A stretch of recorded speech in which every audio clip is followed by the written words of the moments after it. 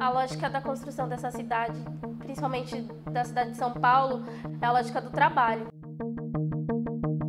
Não é para acesso ao lazer e esporte, porque, por exemplo, final de semana você vai ter uma escassez de transporte público, principalmente nos extremos da cidade. E pensando nessa lógica da reprodução de trabalho, a pessoa que mora nos extremos, ela vai ter que se locomover dos extremos da cidade até o centro, que é onde ficam os locais de trabalho.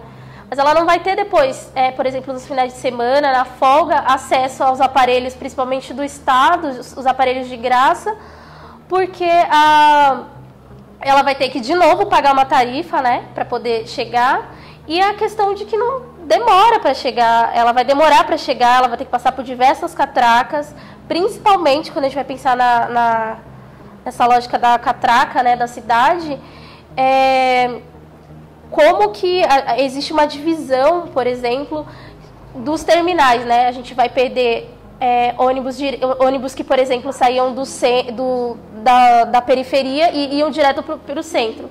Não, o trabalhador agora ele vai ter que fazer diversas paradas em terminais, baldeações, girar a catraca várias vezes até chegar nesse local. Na época que você tinha o sistema escravista no sentido mercantil, e você vai pensar a abolição desse sistema, as pessoas que, por exemplo, né, Liberdade, Bexiga, que eram bairros de resistência negra, bairros negros, Santo Amaro, por exemplo, essas pessoas vão ser expulsas desses locais, né? Que aí você não precisa mais da mão de obra dela, porque você vai ter outro tipo de mão de obra, né? Principalmente mão de obra branca estrangeira.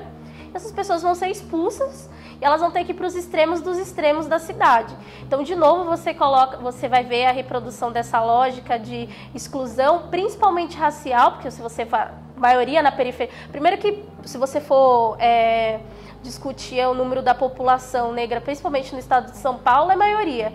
E essa maioria dessas pessoas não estão no centro, né? Elas estão nos extremos dos extremos. Então, você vai ver essa lógica de divisão da cidade, principalmente racial.